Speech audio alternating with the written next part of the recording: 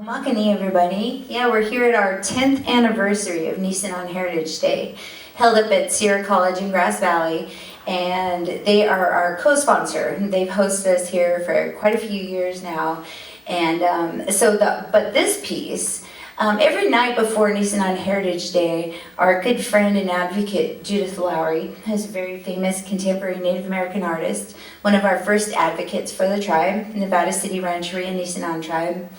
She would hold an art event. It was just a personal thing that she did. She's got a really beautiful collection, her own personal collection from those Native American artists that are so important to telling our cultural stories.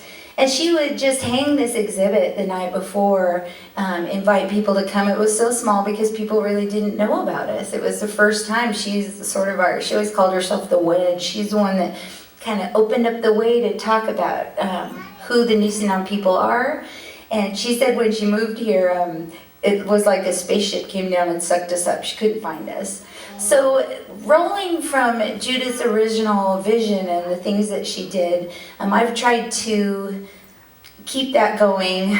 She set such a beautiful high bar of class and just intense art experience. I know she talked to me once about social art. There's like art you can hang, in your house for decoration, but because I knew nothing about these things, she was telling me about social art and how art can really be a piece. It's what you talked about last night, actually, at our art event, and making a difference for social reasons.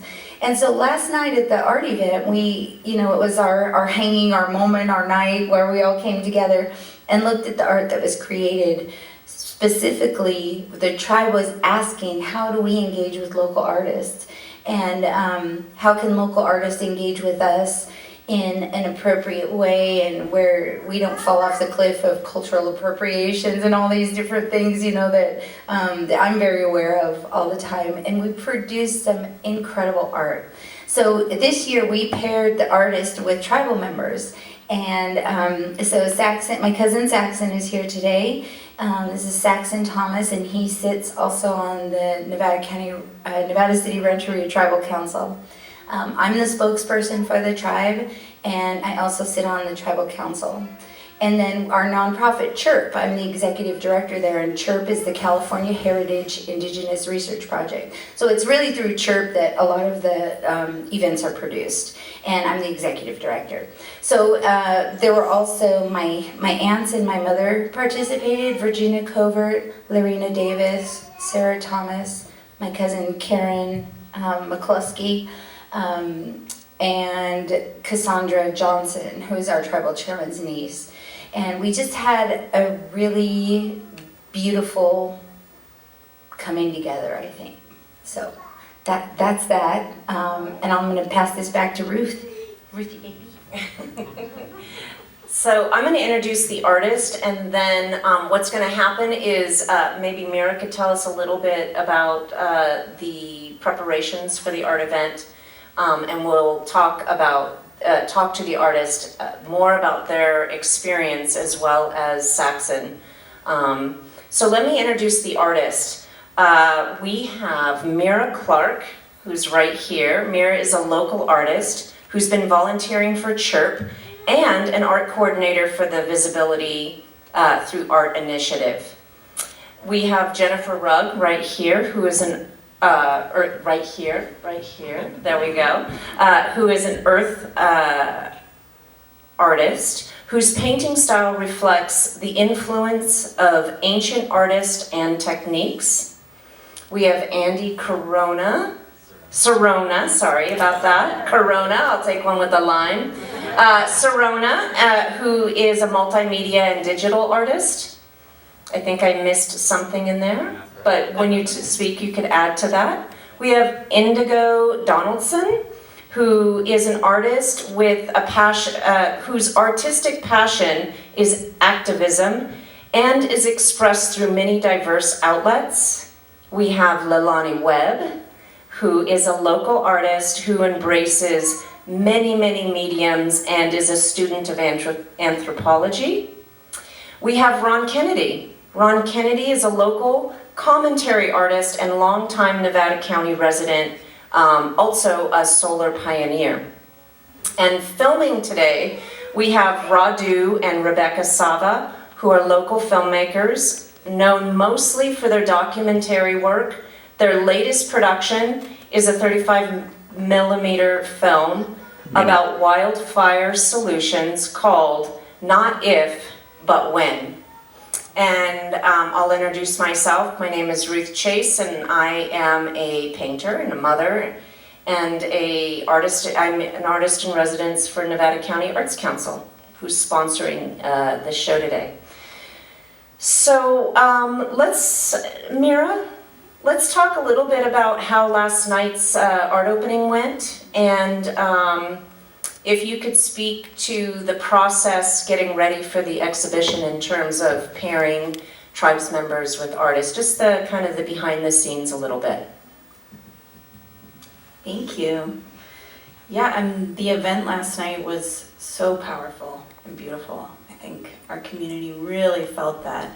It represents nearly 6 months of preparation and meetings with Shelley, sharing stories of the Nisenan and the history here with artists, and then meetings with Ruth, and then figuring out how to pair artists with individual tribal members, and so much care and time placed into learning and sensitivity. And last night, so many people came up to me and just were incredibly moved by the stories that they got to read with each piece. And that is just incredibly exciting to me, to know that our community is getting to hear your stories. I have this quote that's been burning in the back of my mind for the past few weeks. It's from Malcolm Margolin, who we were all at his talk a few weeks ago, and he said, "To deal with oppression and racism is one thing, but to deal with being erased and erasure is much more difficult." And so a one-liner for the purpose of this show, visibility through art, is it's all about that visibility. It's so important. And art, I'm a bit of an idealist, but I think the power of art is that it moves people. It hits us right here. And so that's what brings the visibility and awareness. People can really feel what the tribe has been through and hear their stories. So, thank you. Yeah. That quote is incredible, and it's so funny living inside the culture and being in the culture and aware of who you are, but never seeing yourself reflected.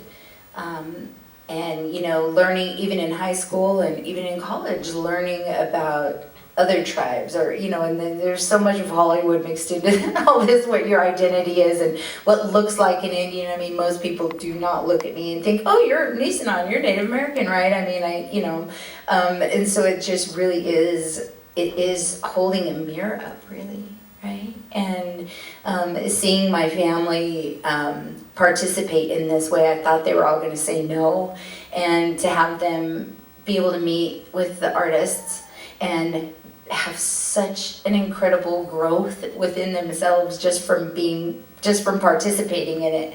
And my mom was so scared, and she was paired with Jenny Hale, and we went to Jenny's, and Jenny made us tea and coffee, and there was goodies to eat, and they just had the greatest conversation. She asked, we had some questions that we had worked out for these interview processes, and just watching them all grow themselves and then see themselves reflected in the pieces was just it's taking away that erasure, and it means more. I mean, I really can't verbalize the depth of a lot of what we've accomplished. So, well, I think that's one of the things with art, is that art is a nonverbal communication, and so it resonates more deeply. And it also becomes a personal interpretation. So it's not so spelled out. A person can come to the art and have their own experience. So Jen, for Rug, you were a part of this exhibition. You taught a workshop, and we saw your work your artwork a lot throughout the promotional materials. Could you tell us about the work that you submitted to the exhibition and tell us about your experience about the workshops that you held or classes?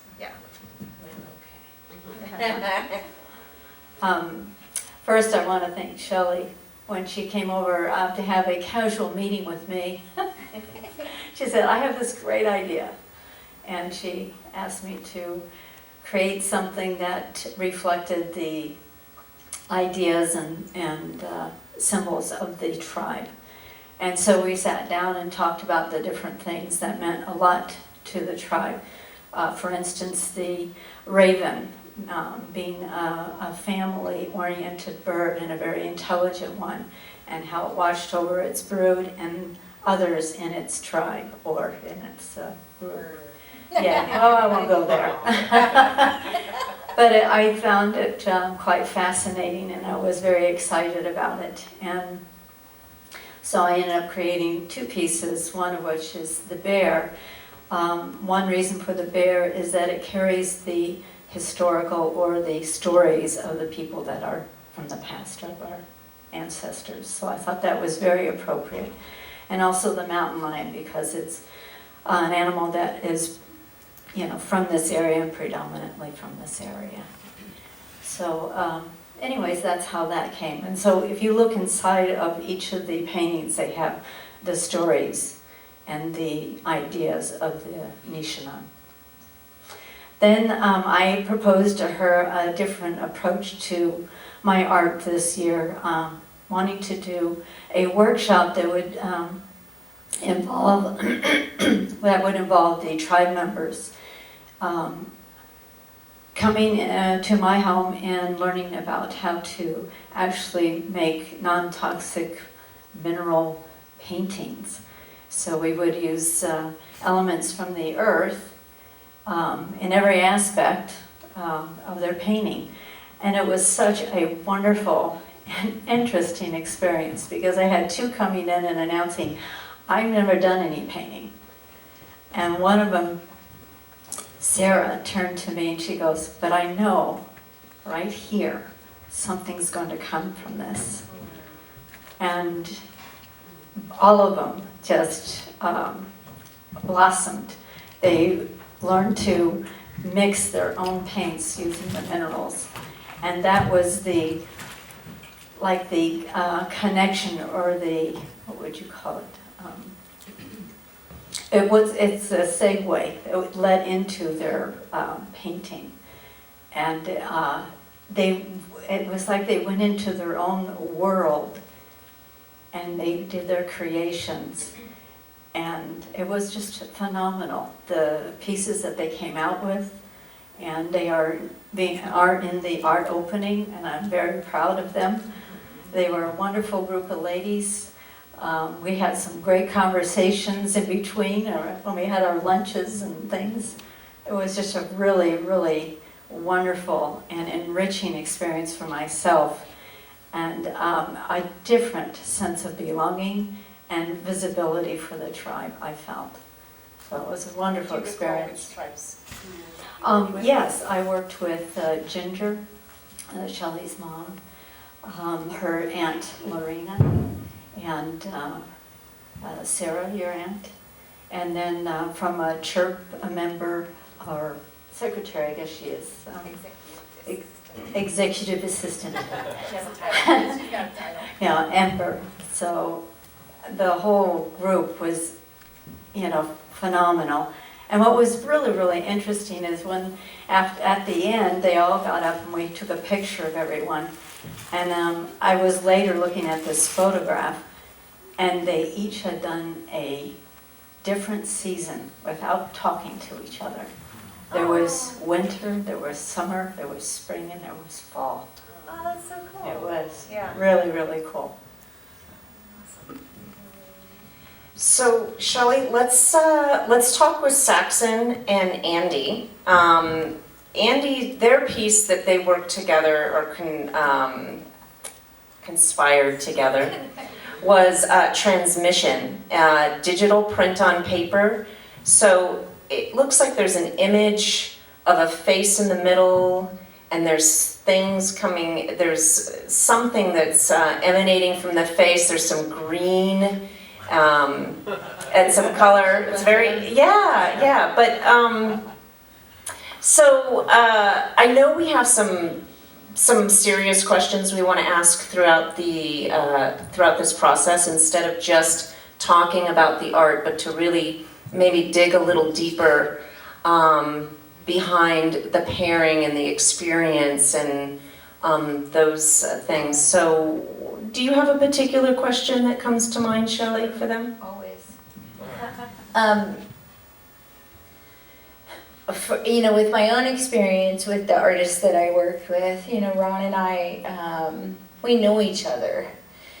We've known each other. We sat on the Nevada County Arts Council board together, and we've known each other. We've had conversations outside of this work that we did together in this process.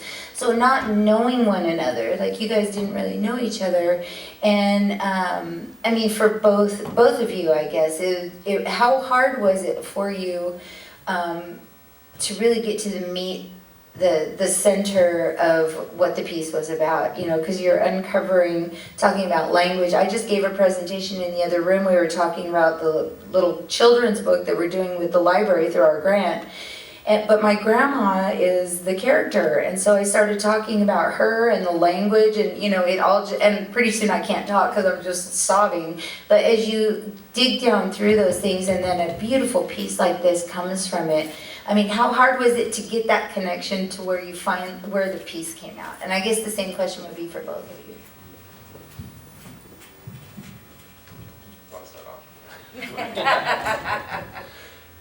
So, it's actually my first year working with an artist. Even though you guys have been doing this for a few years, it's the first time I stepped up to the plate, and I was like, okay, I'll try to talk and share some of my personal history and stories. And I gotta say, I was actually stalked your Facebook page to find out what you look like. Me at the coffee shop, I'm like, who is this guy? And then I'm like, okay, Andy, yeah, seems nice. And I was definitely really nervous in the beginning. Didn't really want to open up a lot, because it's not just talking about myself, it's talking about my tribe. And just your personality. You really just so easygoing. Your questions were just spot on, and you just slowly just got me talking. Before I know it, I'm telling them like my biggest fears and everything, and what I really hope to accomplish. And I have two children, a 3-year-old and an 18-month-year-old. And our talk somehow got to language and what I wanted to I think you were kind of asking what it meant to me. And language for me is kind of the base for the culture. And I am so fortunate enough to be learning it myself. So my whole thing is passing on all the knowledge I have and all the knowledge I'm accumulating and pass along to my kids. And after, I think we spent we were supposed to meet for 40 minutes. I think we were there for almost 2 hours at the coffee shop. And somehow from all that, you just came out with this incredible piece. And I'll let you talk a little bit more about it. But just meeting with you was it was just easy. We were just a very good connection. Yeah, and I had another artist, Chloe Young. I'll talk on that for a second, since we can do editing. Chloe is a high school student, and she's a senior, and it was kind of the same thing. Actually, working with Andy first kind of helped me open up more to her, and same thing, she was very easygoing with everything. Her questions were definitely more like a high school student kind of questions, where Andy kind of tiptoed around some of the lines, and she was just like, okay, what about this? What about this? I'm like, okay, luckily Andy softened me up for this. But just with the two different artists, the way they both went about things differently, and the end product was just beautiful for both of them. And it came down to you guys were just volunteering your time, and just the community came out and supported us, and you guys were both spot on. But I'll let you see how you took our whole first meetings. Awesome. Well, thank you for being open, and also just for these words now. It feels delicate, and to meet you for the first time face to face, and then just to take a plunge into let's talk about these things that are deep and potentially triggering, and I remember walking away from that meeting just like kind of glowing, like this feeling of like, oh my gosh, I just received like a very intimate look into your life. I mean, there's always more, but it's a privilege, it really is, and thank you for that vulnerability. And it's interesting feeling that nervousness, because I felt that too, and just like, am I even allowed to do this, to ask these questions, but realizing that's a potent gift to give each other our questions, and to be able to speak truthfully and vulnerably about our stories in our lives. So thank you, and I hope that continues to reach more and more people. I think that's probably the most significant thing we can give each other, is like the raw beauty of our true story. So yeah, I got a lot out of that. Thank you, and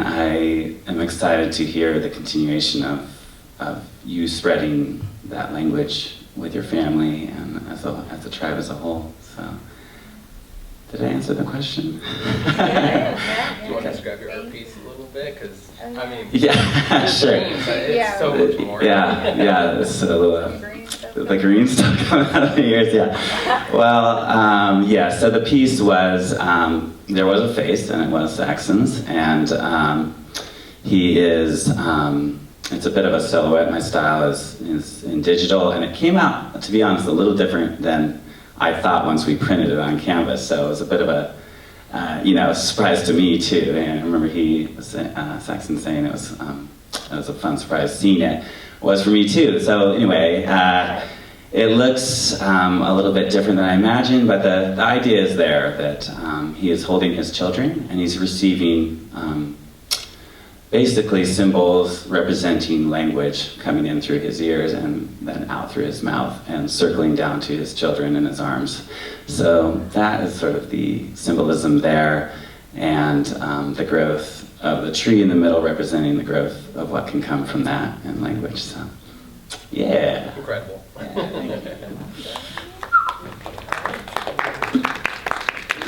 Okay, so let's talk about Indigo Donaldson and her work with Sarah Thomas. She did a piece that they titled Finding Our Way Back Home. It's a collage mixed medium. And I saw the images of you and Sarah working together, and I could see a smile on her face while she was working, and last night she spoke a bit about it. So my question to you is, how was that experience for you? I know also we did a workshop beforehand. I'm curious if some of that even could ever prepare you for what you were about to do or embark on, where the process was about, meeting a stranger who's going to contain some sensitive content, and you're going to be listening and receiving, and then using your skills and talents to be in service to someone else, as opposed to you directing the whole piece. It's truly a collaboration where you're saying, how can I tell your story, or how can we tell this story together? So that's my question for you, is how was your experience going into it, and then how it panned out?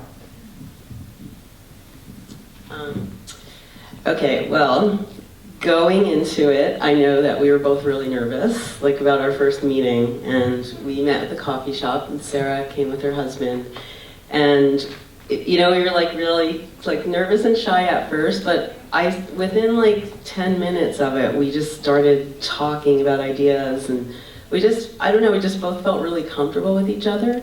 So like I relaxed and she relaxed, and we put down some ideas, and it wasn't even a long first meeting, but then we met again, maybe in like 2 weeks.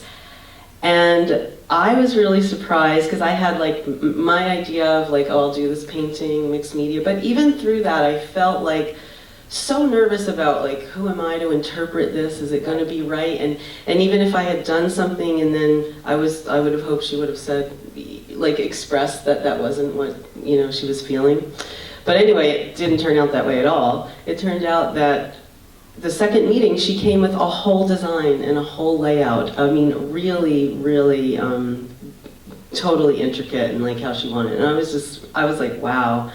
So I was really happy about it. And then we met again we met at the coffee shop, and then I thought it was really lovely to come over to my house so we can work. So she came over a bunch of times, and I look forward to it every time. And I'm gonna say my roommate Michael's here too, and he got involved in the process also because he helped us with some computer work. We printed out a ton of pictures. So then I started realizing, well, okay, there's so many pictures that she really wanted in. So I said, I'm gonna let go of this painting part and we'll just do like all picture collage. And she kept saying to me, I mean, we cried every time, because yeah, like she kept saying to me, like, I feel so comfortable with you, like telling my story. And I was just so honored, and also just so like, what I realized too is like just how important listening is, you know, and it's in all the time and for everybody, but like, I just loved listening, and then like being able to put, like you said, that art tells a story and pictures, and sometimes it's easier than words. And I always see art. I'm not really an exhibition artist. I've done a lot of different art. I've done a lot of art as activism. I used to be in a group called Art and Revolution, but it's like, I see art as like therapy and healing. And the one thing that was really amazing too was Sarah kept saying, I'm not an artist, right? But she did the whole thing. And like, I just kind of got all the pictures printed, and cut them out. And then even like, as far as where it went, like I would make sure, you know, it looked good and have her really do it. So I loved the process. It was totally different. And, like I said, it's artist therapy, and it was therapy for both of us, and healing, and a friendship developed. Like, we want to keep meeting. And then the coolest part too, on top of it, is like there was some piece where it just like we couldn't fit in everything like on that painting. And so there was some piece that we really wanted to like put in, and it just didn't work out. And she said, well, you know, I'm going to take these and I'm going to do my own art piece now with that. So that like brought more into like her doing her own art and understanding that she is an artist, for sure. Yeah. So it was, I mean, it was incredible through and through. I'm really happy about it. And I wish she was here right now. Yeah. I know she's working hard at the taco booth. So some of the artists met with the person that they were working with, and then went on to do the piece themselves, and conferred back or communicated with the person they were working with. So the collaboration worked like that, but it was always led by the tribe member, always led by the tribe member. In other circumstances, like with Jennifer and Indigo, they worked with the tribe member, and it was a co-creation, hands-on. So do you have any questions, Shelley? What's brewing up? For you. So when Ruth came in, and we partnered with Nevada County Arts Council, and Ruth Chase as Nevada County Arts Council Artist in Residence with the Belonging Project and this year's The Home Project.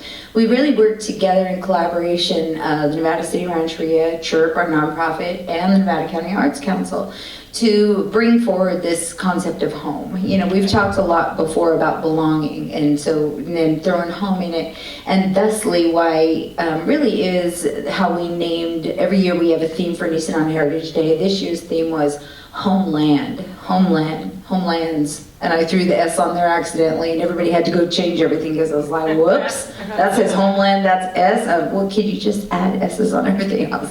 But it's homelands, restoration, sovereignty, recognition, which are all, you know, 3 words that summarize our efforts for federal recognition and visibility and being seen in the community, and bringing back the pre-gold rush history here for all of us to know and share and understand. And so working with Ruth, so we took an extra step this year with the artist, and I think it's really, the beauty just sparked for me pairing the artist with the tribal members. Some tribal members were paired with a couple artists, And that was really interesting, seeing the two different reflections from the different artists of the same person, which is just a whole nother level.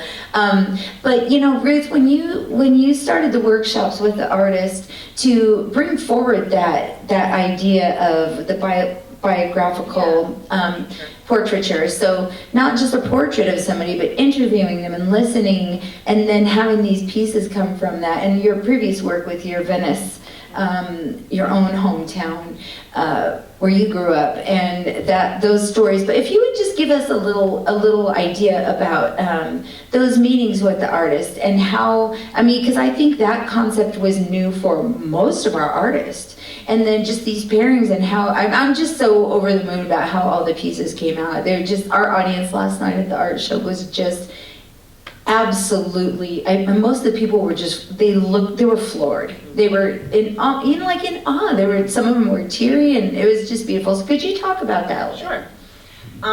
So the project you're referring to was back in 2015, and I just basically started this way of working, and then it turned into something which I call biographical portraiture, where you work with somebody in service to them, using your skills and talents to serve something that is important to them. So as the artist, and this is what we talked about in the workshops, you are interviewing a stranger who will likely, if you are feeling authentic and comfortable, reveal things that you would never know about them typically. And how do you take that content and be responsible with it and co-create a piece for them on their behalf? And this is kind of a weird analogy, but it's kind of like, you know, you can't do your own plumbing, right? And so you hire somebody to come in and you're like, I want this and I need this, and it's kind of like that. They're there to serve you. And so this is where the artist takes their skill and they use their talents to serve another person. So in the workshops, we had a variety of artists. Some of them showed up to be artists and find themselves doing many other things more than art in their daily life. And other artists are professional artists or longtime standing professional artists. And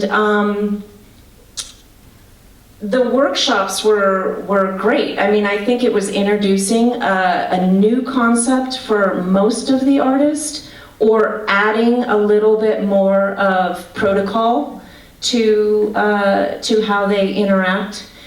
We talked about things like, what if you feel nervous because somebody just revealed something that you don't feel comfortable with? I'm wondering if that happened to anybody.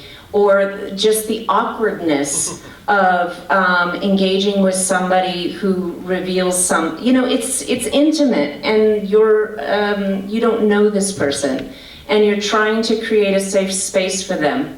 The beauty of this is that it allows the artist to have a reflection on themselves, and that intimacy allows the storyteller to have some healing. It allows the artist to have some personal reflection. So we met 2 or 3 times, the artist, and there was follow-up. The workshops ideally are great when the whole group has the journey together, because what's happening, Sarah and Ron is having an experience with you, and they're all first-time experiences. So the artists were encouraged to pair up and to be able to tell their stories with each other. And I think in the end, I don't know, did I answer the question? Yeah.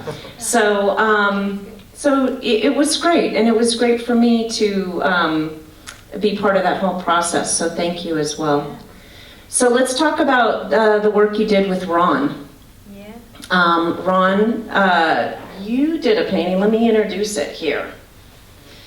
So Ron Kennedy did an oil on canvas called Action Caused by Love.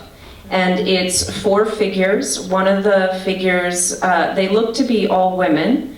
One is holding feathers and a stick, maybe a musical instrument. And I believe we have a historical figure in this painting that's non-Nisenan, and one of the figures is meant to represent Shelley. So let's talk a little bit about that. I'm going to actually let you lead this because you worked with Ron and you're here. Yeah, so like I said, Ron and I, we've known each other. We've hung out at the bars together much or anything like that, but we've known each other, through our different things that we do in the community. And so when he was going to participate this year, I was so happy. I really love your style. I'd seen a lot of his musicians that he'd done and had the audio with him. Just really, I'm so bad at expressing things, but it brings you into a moment. You can almost feel like you're in the painting with that. You just feel the tone of the moment or something. And I'm a musician, so maybe that helped me get. But so I had told Ron about Belle Douglas, and she was a local woman here. She was non-native, and she was one of the founders of the Native Daughters of the Golden West up here in Nevada City, Laurel Parlor number 6. And she came from the Roll family, so a very affluent family here during the mid 1800s and early 1900s. But Belle Douglas really pretty much single-handedly is the reason our tribe was recognized in the first place. Her family used their political connections with Washington, I guess, wherever, with East Coast. She was part of the suffragette movement here. Very, very powerful lady. At a time before women could vote, she had one of the big hats, and I guess she had a laugh that was contagious. I've read a lot about her. And so anyway, she's a heroine of mine. I slide Judith Lowry into that slot sometimes. It's like when nobody knew about us, there, boom, Judith stood up and sort of did basically the same thing in a different way and in a different time. But Belle, she's a heroine of mine. And so I was talking to Ron and talking about, maybe she would be a great figure to focus on. And so I'll let Ron tell you about how I got into the picture. All right, thank you.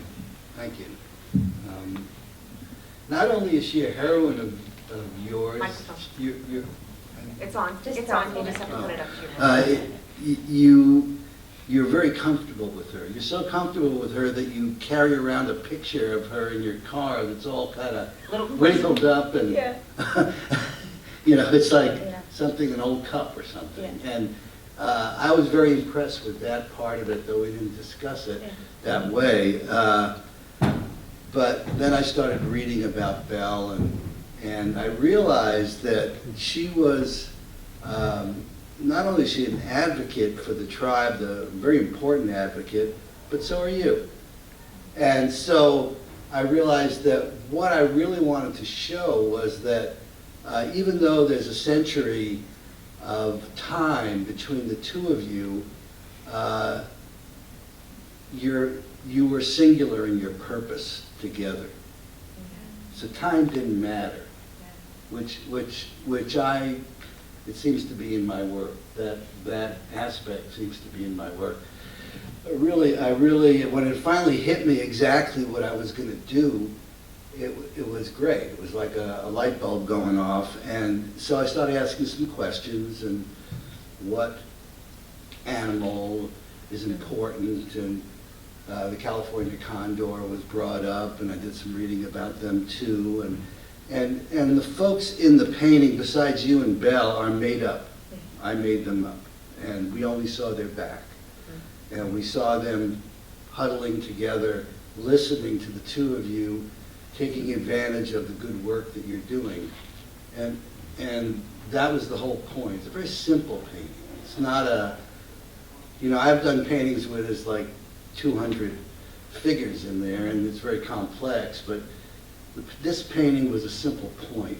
And the name, it was really interesting. As I was working on the painting, I was reading something, and I read somebody, a Zen writer who wrote, he wrote that meditation and prayer are meaningless without action.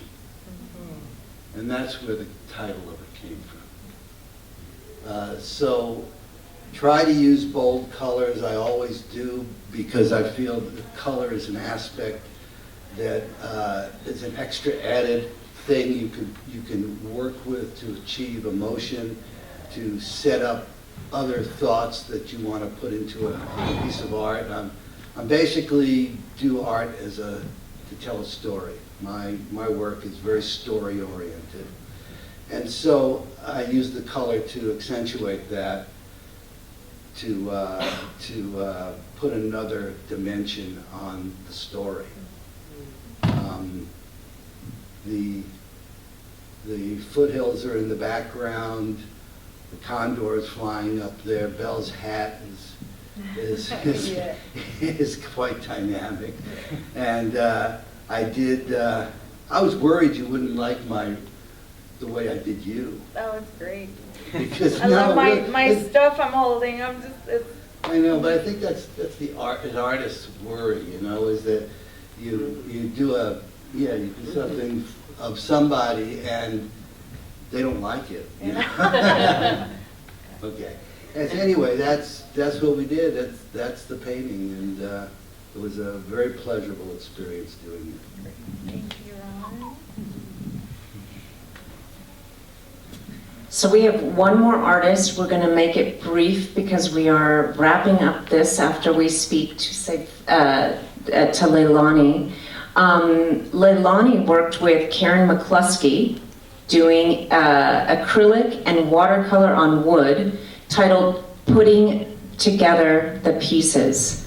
Leilani, I was curious about your experience working with Karen, and this is the first year you've done this exhibition.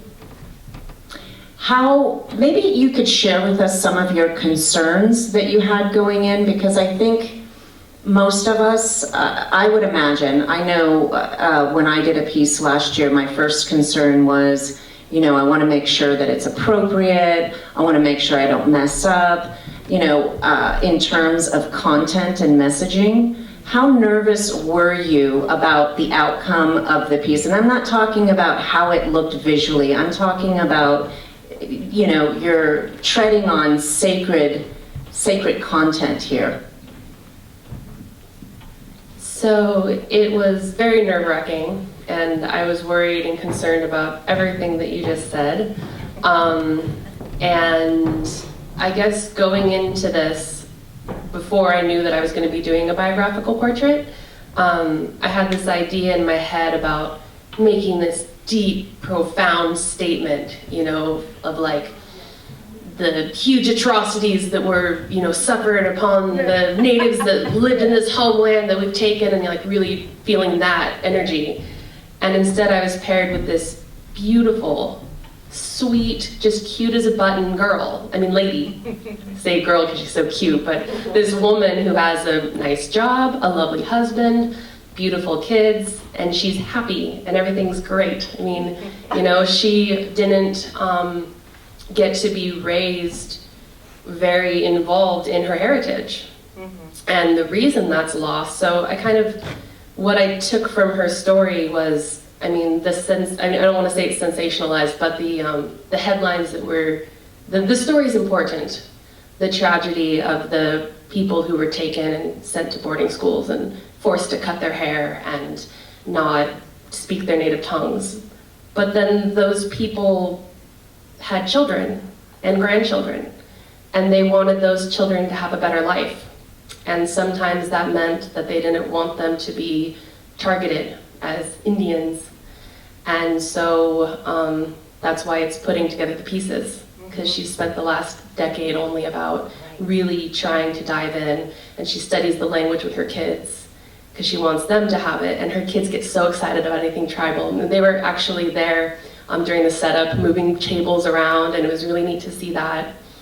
And I know I need to be brief here, so I'll just say that, because now I'm forgetting anything that was going on.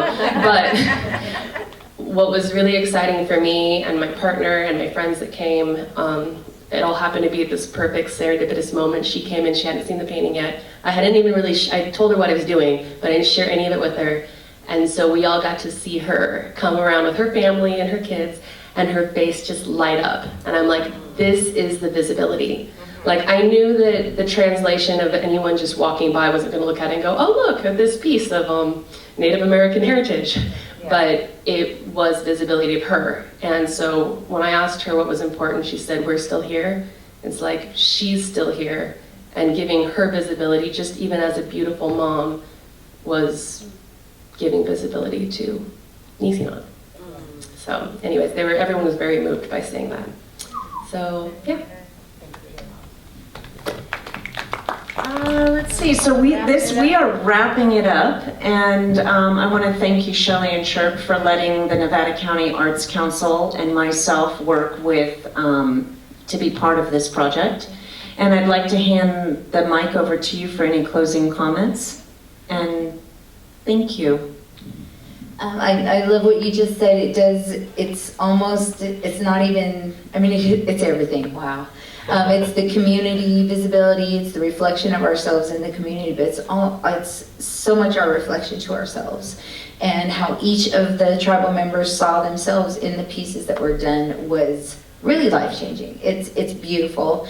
And it doesn't have to be about the horror all the time, because the whole point of the survivors was to survive no matter what they had to do. And we are at a privileged moment where we are safe to do language and to grasp all these things before they're completely gone, because it is a very critically endangered culture. But we have the privilege to bring back what we can and to hold it as tight as we can.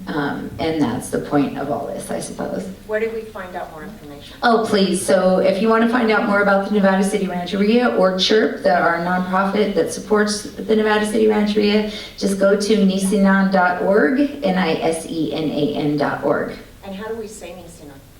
You can say Nishanam, like my grandfather did, Nishanan or Nisenan. It's actually a dialect shift, like Lishno and Lisno, which is hummingbird, in two different Nisenan dialects, which Nisenan had 13 dialects. It's a very large language group. Wow. So thank you. I think we're gonna get ready to go dance. Yes. And I'm gonna go out there with the girls, so we better get moving. Yes. Thank you, everybody, for attending. Thank you, Radu, Rebecca.